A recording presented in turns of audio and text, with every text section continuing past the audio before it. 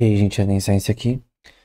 Aqui é mais um vídeo sobre o Econographs, que é a ferramenta que a gente está usando para ensinar vários princípios com relação à economia. E aqui a gente vai falar sobre uma coisa chamada PPF, né? Ou Production Possibilities Frontier, ou Fronteira de Possibilidade de Produção. É muito interessante, tem a ver com Crusoe Economics também, que eu vou falar talvez posteriormente. Eu já falei no canal. E tem a ver com escassez e escolha. Cara, esse tema também tem a ver com jogos. Eu tô começando a escrever. Não comecei ainda a escrever essa parte, né? Mas eu tô meio que me preparando pra escrever sobre uma coisa chamada Resource Constraint Games, né? Então, no último livro econômica, que eu escrevi, que é o Princípio Econômico Volume 3, eu falei sobre economia do Resident Evil 4, né? Então, eu joguei o jogo de novo. Eu já tinha jogado muitas vezes anteriormente, mas nunca tinha zerado. E aí eu percebi que o Resident Evil, assim como outros jogos, são jogos de Resource Constraint, né? Não vou falar sobre isso aqui, mas tem a ver com o tema da aula de hoje. Bom, o que é Resource Constraint? É basicamente quando você tem uma relação de recursos associados um ao outro, em que um é mais escasso do que o outro, em certos contextos. Aqui, por exemplo, no eixo X é o trabalho que é direcionado para a produção de peixe, pesca, é, pode ser também com relação a frutos do mar no geral, e a cocos, coco, sabe? Coco tem nos coqueiros. E que é coconut em inglês, né? E a questão é, qual é a relação entre o trabalho associado, né? Quanto que você, vamos supor que você é uma empresa e você vende as duas coisas. Pode ser N coisas. Qual produtos que dão mais faturamento e que você deveria focar mais na sua produção? Aquele que dá mais demanda e que dá mais lucro. Como você tem essa relação? Então, no caso, quando eu tenho uma relação de que uma empresa, vamos supor que a minha empresa tem um output de trabalho fixo. Quando eu aumento o número de funcionários ou máquinas ou qualquer tipo de coisa associada a peixe, eu não consigo lidar com outro produto. E assim com N produtos, não só com um. E aqui, a mesma coisa. Se eu focar, eu acho que de coco nessa região dá mais dinheiro. Embora eu vou continuar vendendo peixe. Então, o trabalho associado a isso foi alocado de uma forma diferente. E essa forma de alocação que é o ponto em relação ao PPF, né? Aqui eu tenho quantidade de trabalho, obviamente quando eu tenho menos trabalhadores eu produzo menos. Mas essa proporção, ela vem diretamente da minha quantidade de trabalho, né? Então aqui pode ser uma pequena empresa, pesca e de venda de cocos, e aqui uma maior. Bom, eu creio que em Porto tem muitas empresas que fazem essas duas coisas, né? Aqui é a relação de alocação de produtos de trabalho, o mesmo esquema. Então vamos supor que uma economia ela é feita de pessoas que só é, fazem vinho ou roupas. E roupas, né? Os dois juntos. Vamos supor que a quantidade de pessoas é 100. Numa quantidade de 100, eu não consigo produzir 2 yards, que é uma unidade de medida de campos de roupa, e 3 barris de vinho por trabalhador. Ou seja, tem um nível de produção que eu não consigo chegar com um certo nível de trabalhadores. É impossível. E tem um ponto óptimo onde você tem, seria full employment, que é todo mundo tem um emprego. Obviamente, se minha produção é essa, todo mundo tem emprego. Se eu, se minha produção deveria ser essa, para atender a demanda, eu não tenho o suficiente de trabalhadores, então eu vou aumentar, colocar mais trabalhadores.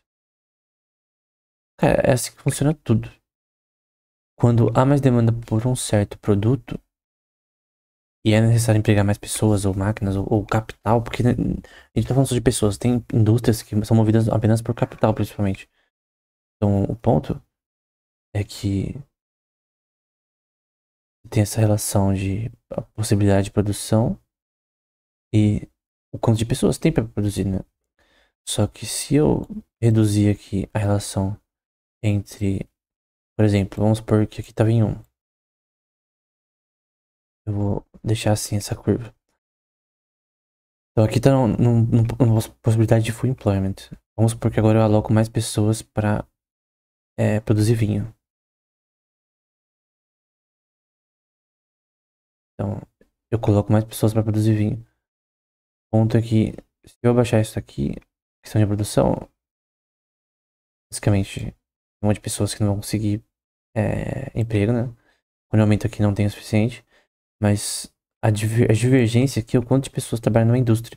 Então, isso daqui funciona para cidades pequenas, né? Tem cidades pequenas que, tipo, uma indústria, cara, é tudo que tem ali, porque vamos supor que é uma indústria que tem centenas de pessoas trabalhando ali, em vários departamentos, e naquela região específica, fechada ali, mais fora de uma cidade grande, aquilo para a empresa, para a comunidade, na verdade, é uma formação de emprego muito importante, porque você tem uma empresa, gera muito emprego, e tem uma alocação de capital grande ali, porque é uma empresa industrial. Só que o ponto é, se você tem N tipo de produtos e capacidade de produção, você teria alocar igualmente essa relação, ou mais para vinho, ou mais para roupas nesse contexto, né? Então, quantos trabalhadores eu tenho que mudar aqui? E tem essa equação aqui de cura de produção, em que você tem aqui, no caso, aqui é o número de trabalhadores, então 70 trabalhadores para fazer 3 barris de vinho por trabalhador em um certo período de tempo. Vai ser 210 barris produzidos. E aqui 90 trabalhadores vezes 4, né? E yards produzidos de roupa, no caso. Aqui eu vou colocar 5 barris por trabalhador. No caso aqui é produtividade, tá? Quando eu tô tentando produzir mais. Então, por exemplo, num certo momento minha produção era menor. Agora eu vou produzir mais vinho. Mas a alocação de trabalhadores que eu tive que colocar é maior. Por trabalhador, né? Que o ponto de produtividade é uma questão relevante, né? Como que eu posso ser eficiente nesse contexto e aumentar a produtividade por trabalhador e manter essa relação completa, né? Mas o ponto é, se eu consigo produzir mais vinho do que roupas, se eu tenho uma produtividade maior, então, e qual que dá mais lucro, por exemplo? Essa questão de alocação, né? O que você deveria alocar é recursos para maximizar seu lucro, né? É o objetivo da empresa, né? Me diga. Aqui é o exemplo do PPF, que é o possibilidades de a fronteira de possibilidade de produção. Então, é o mesmo esquema de antes. Então, você tem os recursos sendo alocados para peixe ou para cocos. Você tem a mudança do PPF aqui em relação ao outro. E você tem essa relação. L1 é horas para peixe, 84, e L2 para cocos, no caso 66. Aí você faz o quantas pessoas produzem por hora. No caso, cada trabalhador produz 3 barris de peixe por hora. Então, com 84 produz 252. Aí você tem que ver o preço em relação a peixe e cocos também. E o preço em relação a eles também vai mudar a sua escolha em alocar recursos para peixe ou coco. Então, essa linha vai mudar conforme a demanda e preço associado, custo também, a esses produtos, né? Então, aqui é de retornos diminuintes. Então, a curva não é mais reta, ela é curva. Curva não é reta, né? Mas, enfim. Então, você basicamente tem aqui... acho que faz sentido mostrar o valor. Com retornos constantes, você só fazia vezes o número de trabalhadores, né? Com retornos diminuintes, você faz a raiz 10 vezes, no caso 10 aqui, nesse contexto, vezes a raiz quadrada de 64, que era o número de trabalhadores no contexto de peixe. Então, ó, vamos supor que ele produz 80 peixes, 80 horas de trabalho produzindo peixe, 20 horas produzindo cocos, caso do peixe vai ser 10 vezes raiz quadrada de 80.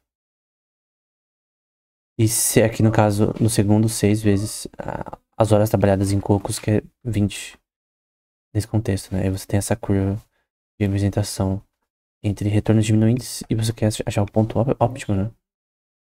Em que você consegue produzir o máximo dos dois com o máximo de lucro, na verdade. Então, onde é o ponto que você ganha mais lucro, né? Seria devotando 50 para cada um ou não? E tem essa questão, porque 10, né? É a função de produção em relação a cada um, né? Então, a pessoa tem 100 horas de trabalho em relação à quantidade de trabalhadores que ele tem. E ele tem que alocar essa quantidade para essas duas atividades, né? Então, sempre essa soma vai dar 100 de L1 mais L2. Então, é basicamente isso. Aqui com retornos constantes, tem ali a quantidade produzida de um bem 1 e um bem 2. Pode ser qualquer bem. É uma empresa que produz lápis e cadernos, né? É uma empresa que produz whey protein e whey 100%. Qual que tem mais demanda? Qual que você tem que focar ao invés de outro? De repente, você vai escolher entre os dois, né? Então, quando eu aumento a quantidade de trabalho do meu PPF, né? Associado ao meu PPF, de um bem 1, pode ser peixe, pode ser qualquer coisa. Eu tiro do bem 2, obviamente. Então, bem 2 abaixo. E aqui, outro diminui. Essa é a relação. É simples, mas essa é a relação de possibilidade de produção em relação à sua escolha de alocação. O que dá mais certo. Tem empresas que, de repente, por um tempo, alocaram trabalho em produtos inúteis. Não fizeram a empresa crescer como empresa, né? Porque as pessoas não necessariamente gostavam. Cara, eu acho que isso é muito interessante no Call of Duty Modern Warfare, né? Então, vou pôr aqui. Call of Duty Modern Warfare. Eu acho que é esse. Não, acho que na verdade não é esse, não. É o Infinite Warfare. Esse jogo deu muito o que falar porque ele era muito futurista, né? Nós não queríamos jogos futuristas. O que decide se algo é vendido, relação à demanda e tudo isso, é o quanto as pessoas dão valor subjetivo àquela coisa. O preço vem do valor subjetivo que as pessoas põem em alguma coisa. Então, obviamente, um jogo tem um valor subjetivo que as pessoas dão em relação ao que elas gostam daquele jogo, em relação ao entretenimento que fornece pra elas. Só que o ponto aqui é que esse Call of Duty, ele não atendia a demanda das pessoas em relação a os concorrentes, que no caso era Battlefield, foi o Battlefield 1. Acho que foi esse. Era na Segunda Guerra, era a Primeira Guerra. Então, de competitividade em relação ao Infinite Warfare, o Battlefield perdeu. O Battlefield ganhou. Ele atendeu a demanda em relação ao que as pessoas queriam. Se as pessoas quisessem jogos futuristas, a gente ganharia, mas esse não é o caso. O cara voando, assim, arma estilo Mass Effect, porque a visão do Call of Duty não é essa. Então, a questão é, a Activision, uma hora, ela viu que, vamos supor que o Ben 1 é o Infinite Warfare e o Ben 2 é o jogos mais alinhados com, em vez de jogos futuristas, focar em jogos que atendem ao público, que no caso foi o que a Activision fez, fazendo o WW1 e WW2, né, que é focado na Primeira Guerra Mundial e na Segunda. Modo história incrível, na minha opinião. Um dos melhores jogos daí da Call of Duty em relação à história. Eles fizeram uma sequência de jogos assim, né, até agora. Então eles não estão fazendo mais jogos futuristas, né. Então eles alocaram mais para jogos com base na história, né. E essa alocação deu mais lucro para eles. Deu uma visão da empresa melhor. No fim foi adquirida pela Microsoft, mas eu creio que a visão da empresa em mudar a alocação de bens de trabalho. Eles têm uma quantidade de desenvolvedores fixos, né? Em relação à Activision, em relação ao Call of Duty. deles mudarem pra um jogo mais adequado à demanda, minha opinião, foi a visão mais correta. Porque uma coisa que acontecia também naquela época, eu lembro que eu acompanhei também, essa questão, porque eu sempre gostei muito de Call of Duty, né? Ainda jogo Call of Duty no mobile e eu tava até no nível lendário, no Call of Duty Mobile. Agora eu tô mestre 2 de novo. É que uma coisa que eles fizeram de errado é, em relação ao staff, o staff não queria alocar. Vamos supor que aqui no caso o Call of Duty Futurista é o 1 e o mais alinhado com a história, assim. Que no caso, por exemplo, Cold War foi na história da Rússia. Teve WW1, WW2 que foi na Guerra Mundial. Uns mais recentes também, acho que teve Guerra do Vietnã, né? Na verdade, o Vanguard na Rússia e o Vietnã é o Cold War. Eu joguei os dois, são muito bons. E essa sequência de jogos que é voltada para essa locação aqui, o staff, os principais desenvolvedores não queriam. Eles queriam fazer jogos futuristas. Aí você tem as diferenças de uma empresa sentada no produto focado no consumidor e focado no que a empresa acha que é certo. Porque eu lembro de fazer um curso, um dos meus primeiros, assim, com relação a business, né? Que eu lembro uma coisa que eu lembro até hoje, né? Da professora falar sobre a diferença de um produto centrado no consumidor e o que a empresa acha que é certo. O correto, até na visão da economia da escola austríaca, né? É você focar no consumidor, porque o valor subjetivo que dão que no fim é o que define o preço, é dado porque a pessoa já acha do produto. Então, eu pessoalmente não acho que o celular da Apple vale o, o valor que é cobrado. Eu nunca compraria um celular da Apple, nem com dinheiro.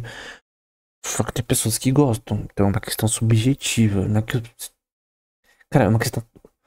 A Apple, os produtos da Apple são a visão mais interessante em que você tem uma marca que tem questões de software, coisas do tipo únicas, mas que não é melhor que seus competidores necessariamente, mas tem uma identidade que cria uma geração de valor e preço.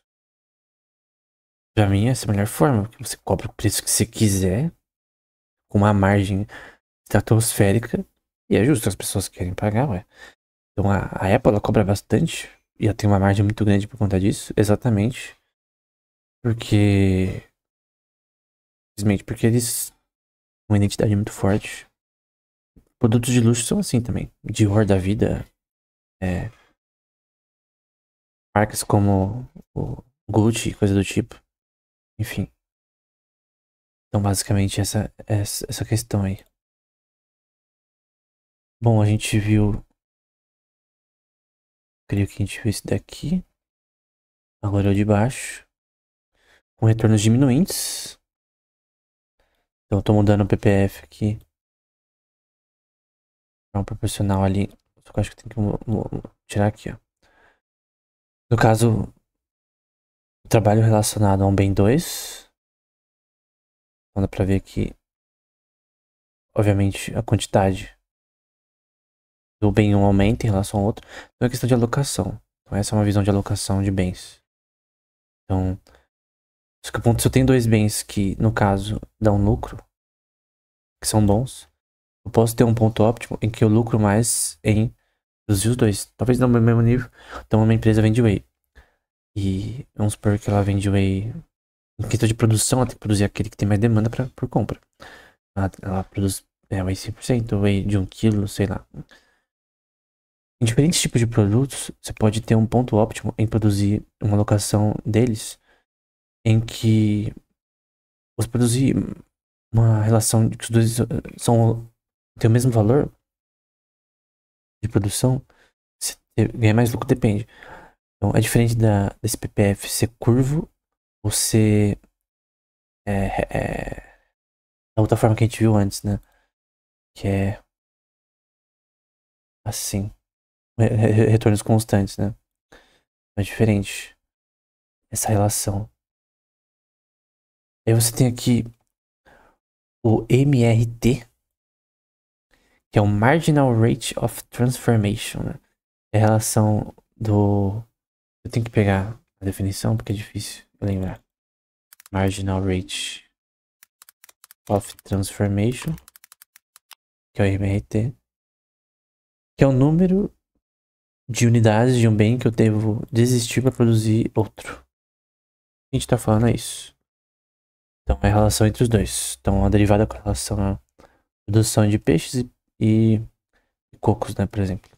Vamos pegar aqui a equação, só para ficar claro. Então, dividindo a unidade extra de output de uma quantidade e de um produto em relação ao outro. Então, aí você tem a derivada e você tem o slope aqui que está sendo calculado. Essa linha aqui, lembra que pode calcular usando uma derivada, né? É uma derivada, né? Do peixe pelos coconuts, né? Pelos cocos. E aqui eu tenho a produtividade marginal do trabalho.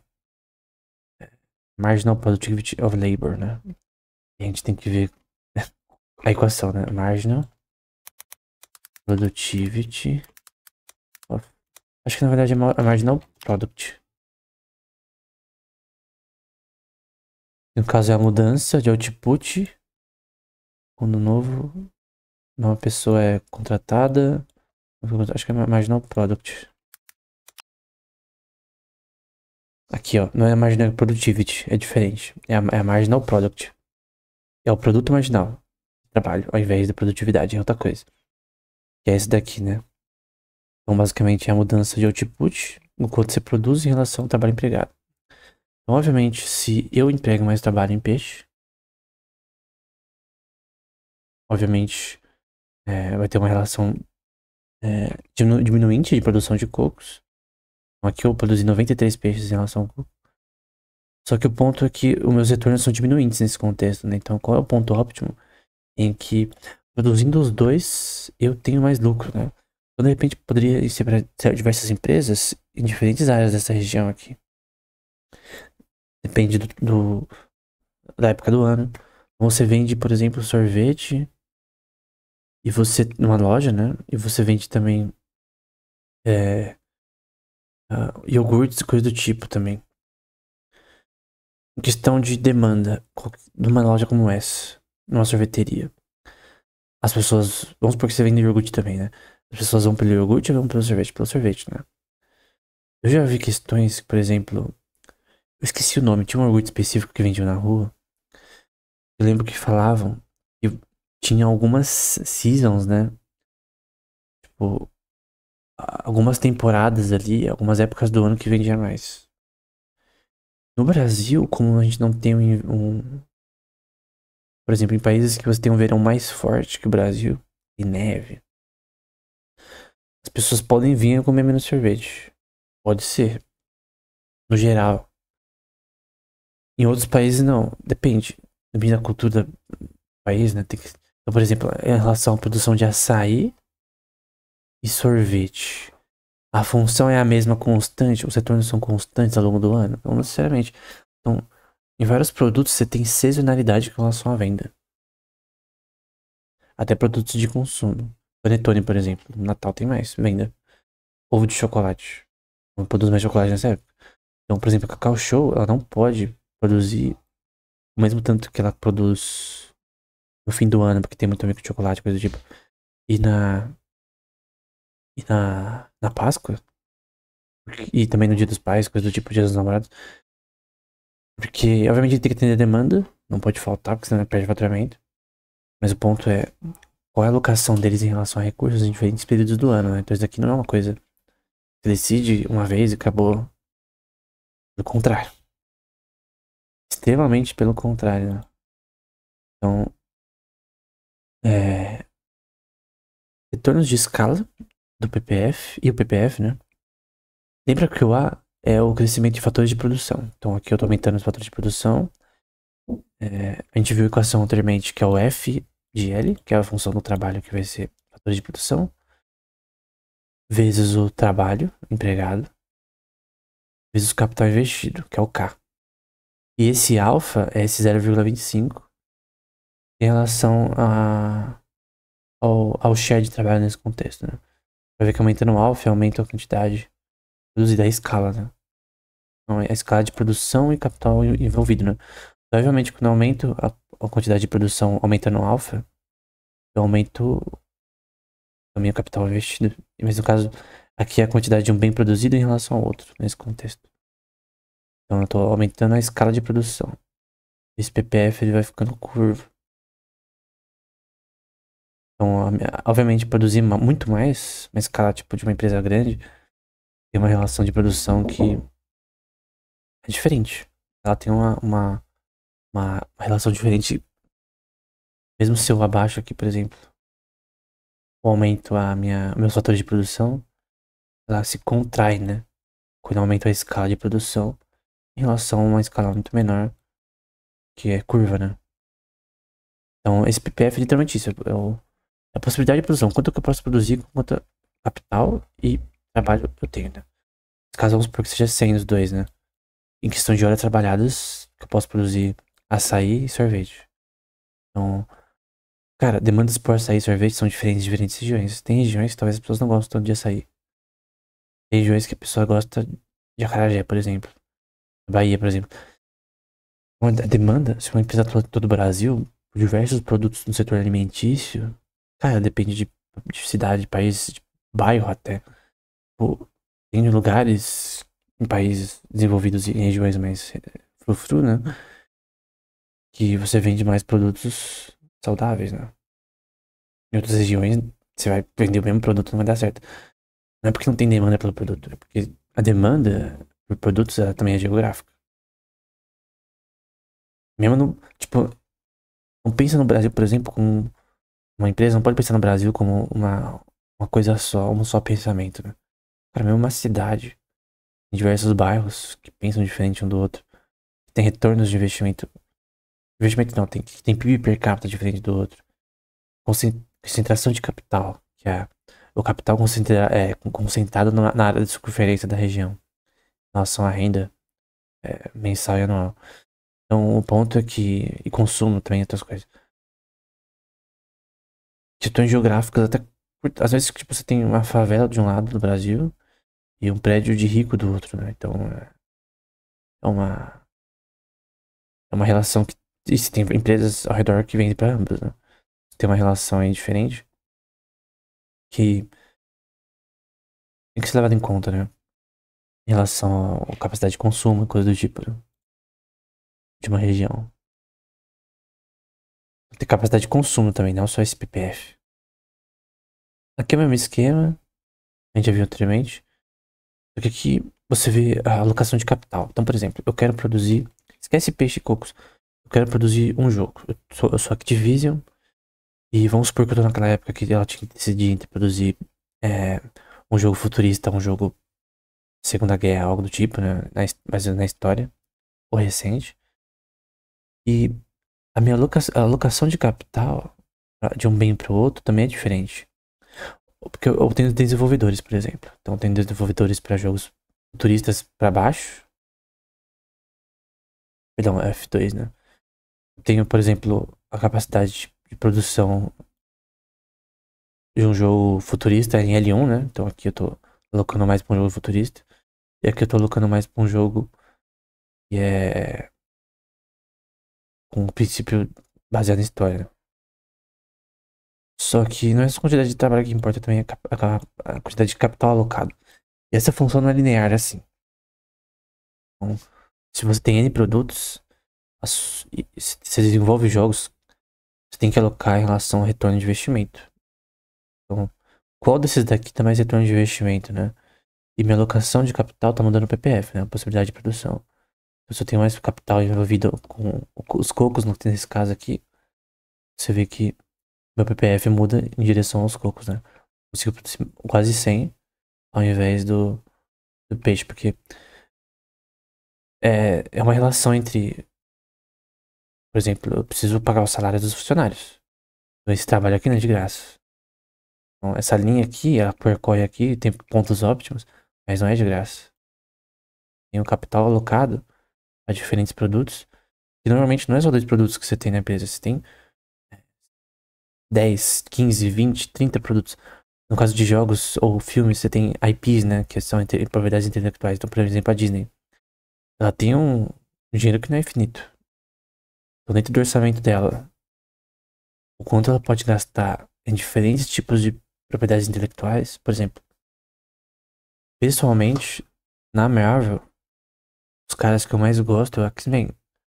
Mas eu não vejo uma história do Ciclope, da Jean Grey somente. Tipo, obviamente, X-Men você sempre pensa em todo mundo junto, né? Mas eu não vejo um foco em X-Men recentemente.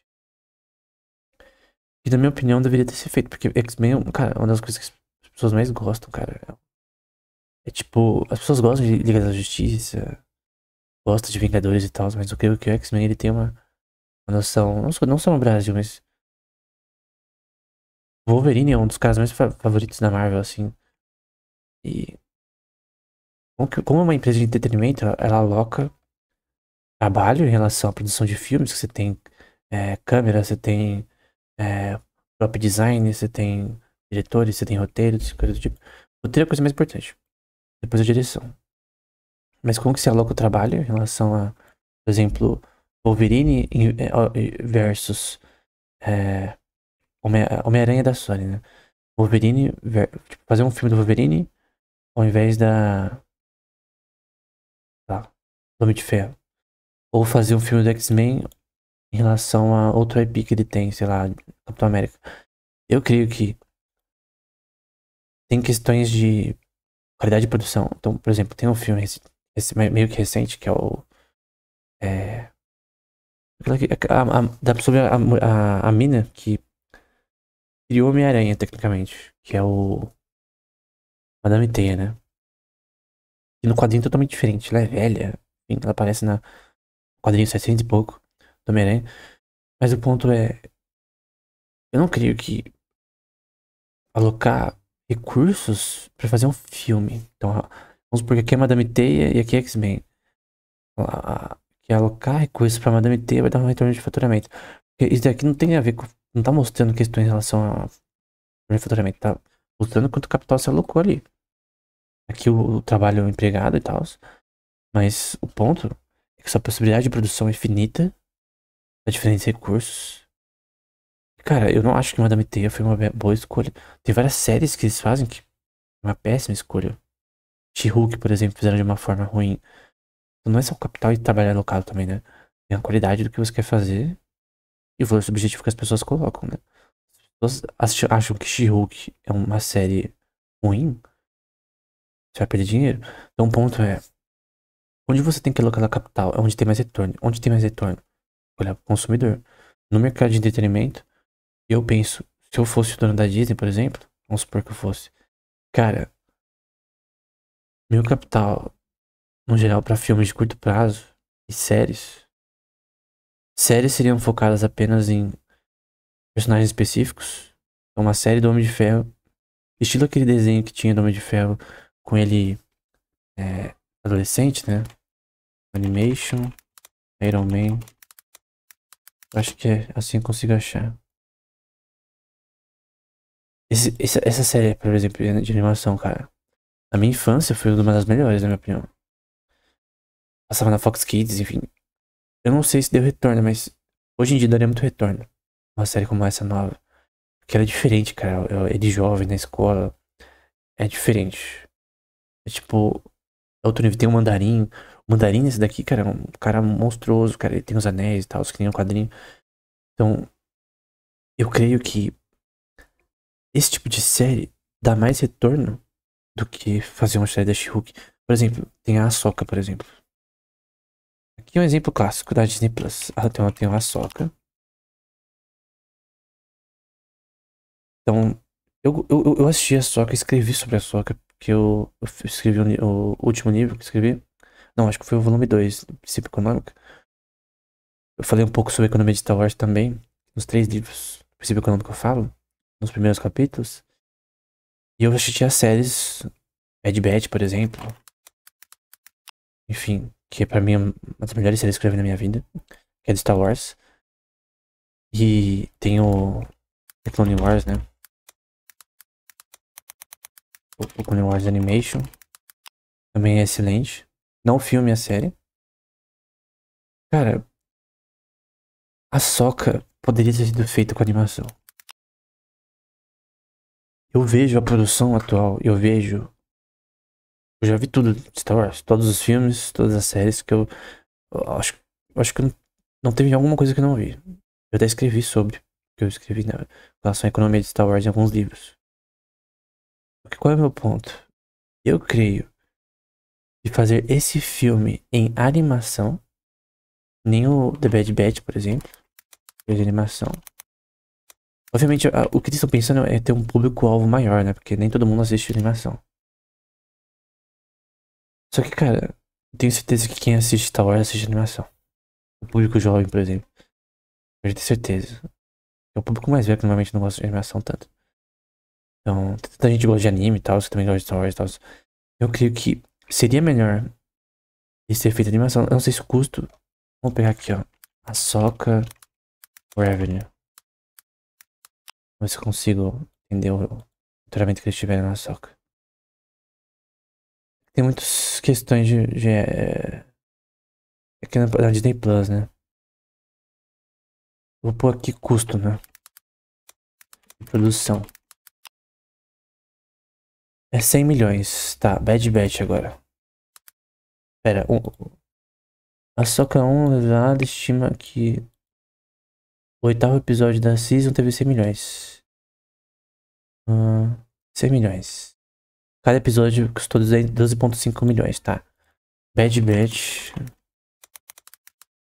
Que animação agora? Cost. Production. 6 milhões por episódio. Ou seja, eles gastaram 12,5 milhões por episódio do Ahsoka, que na minha opinião as lutas são horríveis. Eu sei que é uma série, mas as lutas são horríveis comparado a que a gente tá acostumado com Star Wars, comparado ao que tem. Cara, no Star Wars, The Clone Wars e no Bad Batch. E também no Rebels, né? Então, outra série que eu recomendo muito. Também escrevi sobre a economia com relação a essa série, né? Eu gosto muito de escrever sobre a economia de Star Wars, né? É o Rebels. Acho que não tá carregando ali. Então, 6 milhões por episódio. Vamos ver o Rebels. Rebels, Star Wars. Ó, um pouquinho mais caro foi. Não, perdão, é Mandaloriano aqui. Do Rebels não tá mostrando. Mas, cara, em questão de animação, o Rebels eu quero que é mais ou menos nesse nível aqui. 6 milhões, 6 milhões por episódio. Ou seja, eles produzem algo melhor por 6 milhões, que na minha opinião dá uma geração de pessoas acompanhando algo que elas acompanharam no Star Wars The Clone Wars. Cara, o maior público que assiste Star Wars, que é fã de verdade, viu a animação também.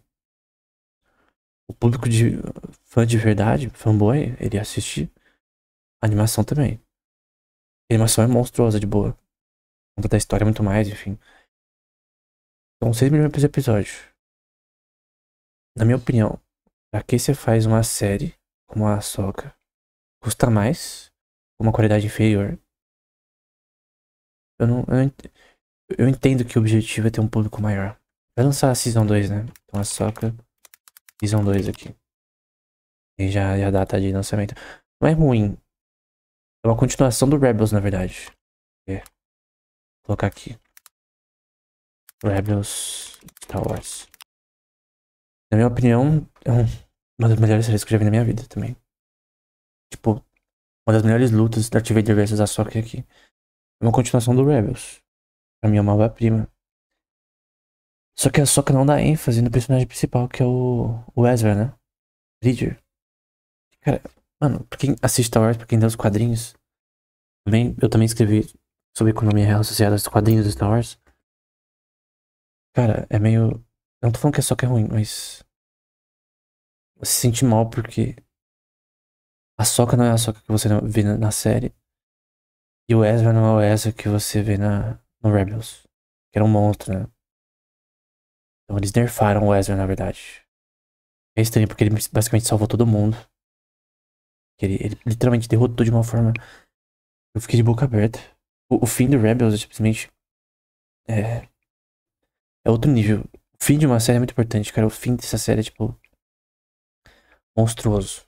Assim, o diretor. Não sei tem um diretor específico que é o mesmo da Ahsoka, se não me engano, que é esse Dave Filoni, também tá associado com a Ahsoka. Ele foi incrível, cara. Mas, cara, o que ele pode fazer com uma animação é infinitamente superior em relação ao movimento de espada, luta, coisa do tipo, em relação a uma série que é live action. Não tô falando que Star Wars é ruim em live action, mas essa série foi ruim em live action. Então, a atuação que é de alguns que foram horrível também, de uma menina lá, inimiga lá que foi horrível. Enfim. O roteiro, ele é inferior ao do Rebels também. Então, o meu ponto, o capital alocado em Ahsoka. Vamos supor que o 1 é o K1 é o capital alocado em Ahsoka live action aqui em Ahsoka no contexto do da animação, né? Tem menos trabalho empregado, tem menos custo, por episódio é menos que o dobro, perdão, na verdade metade. Metade do custo por episódio, porque é 12 milhões, 2,5 milhões do Ahsoka. É mais caro, atores e coisa do tipo. Próprio design, várias coisas assim. Então, se a animação custa menos, tem uma qualidade superior, eu creio que a retenção dos usuários é maior. E o roteiro também é um lixo. O roteiro em live actions, ele tende a ser pior hoje em dia na Disney. Tem razões relacionadas à cultura atual de agenda associada à produção em relação a esse tema. Só que uma tendência que eu vejo é que certas coisas que eu vejo nas animações de Star Wars,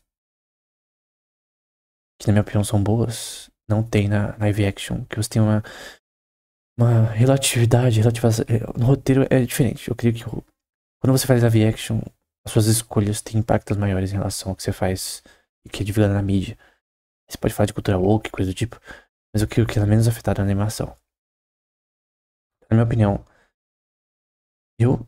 se eu fosse o capital meu mesmo, se eu fosse o investidor principal com relação a Ahsoka, por exemplo, tem investidores associados a essas séries, eu falaria, cara, a gente vai alocar dinheiro em animação de Star Wars, focar em animação, os quadrinhos que estão no nicho recentemente, que é, infelizmente, estão tendo Star Wars aqui. Tem tudo a ver com o nosso tema, né? A Star Wars é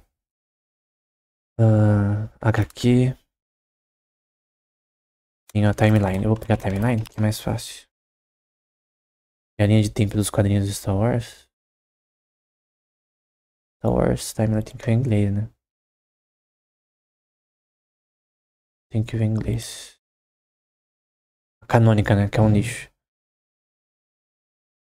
Vou ver em inglês. Star Wars timeline. Canon.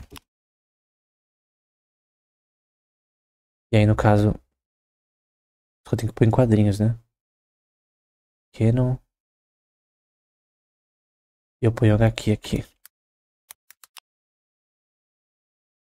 Acho que tem que pôr comics que não aparece. Aqui. Quando eu escrevo sobre economia de Star Wars, eu uso bastante isso daqui pra saber o que tem de novo. Então, a linha Canon, ela tem o foco atualmente na Alta República, que é o ruim, não bate com a história como um todo e exclui totalmente o Legends, que na minha opinião é superior em questão de história. Então, Legends, qual é o problema do Legends? Porque o Star Wars, por muito tempo, ele fez questões de licenciamento, né? Então, existem 400 livros do Star Wars e não sei quantos quadrinhos, mas como foi por licença, então, a Disney tem que comprar, acho, os direitos ou pagar royalties, né? Aos pessoas que escreveram, né? Então isso daqui é tudo Legends. Não é canon, segundo a Disney. Mas eu creio que existe o canon antes da Disney e depois da Disney. Na minha opinião, eu prefiro o canon antes da Disney. Então, cara, o tanto de coisa boa que tem nesse sentido aqui, que é superior infinitamente. Muitos desses eu não tive acesso, mas muitos desses eu li. Eu escrevi, por exemplo, sobre Davi Jedi, a história ali do Infinite Empire, coisa do tipo, né? Acho que é o Hashakan Empire, na verdade. Lembro se é Infinite Empire ou o Hashakan Empire. E aí você tem aqui as Guerras dos Sith. Knights of the Old Republic, que na minha opinião é um dos melhores, né? É o Zane Carrick, né, no caso. Ele é acusado justamente de matar um Jedi, coisa do tipo. Cara, da Dark Horse, né? Eu prefiro uma empresa que paga royalties pra ter esse tipo de conteúdo como o Canon do que uma empresa que faz um conteúdo lixo. Eu penso, pessoalmente, que esse Legends é superior ao Canon atual do, do Star Wars. Então, com o tempo, as pessoas que gostam de Star Wars de verdade, que acompanham os quadrinhos, vão olhar pra esse Canon aqui.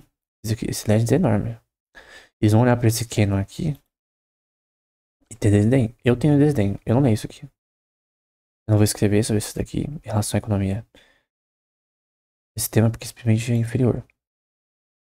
É basicamente uma sociedade de Amazonas. República foi feita por Amazonas apenas, né? Essa tem questão de cultura woke.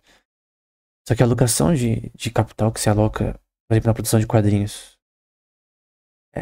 e trabalho, né? Não é só esses dois pontos são importantes, mas qual o seu foco, qual o retorno de investimento que você tem, diferentes tipos de quadrinhos. Então você vê que na indústria de entretenimento isso é importante. E os baixos retornos da Disney recentes têm a ver, e também da visão da mídia e das pessoas em relação à Disney, tem a ver com suas escolhas ruins em alocação de capital e trabalho. Então, eles preferem focar em uma live action ruim, por exemplo, em vez de uma animação que é superior. Ou em séries que tem uma visão e agenda que não bate com o que os consumidores têm. Então, você tem que alocar capital e trabalhar em relação ao seu consumidor. Ponto.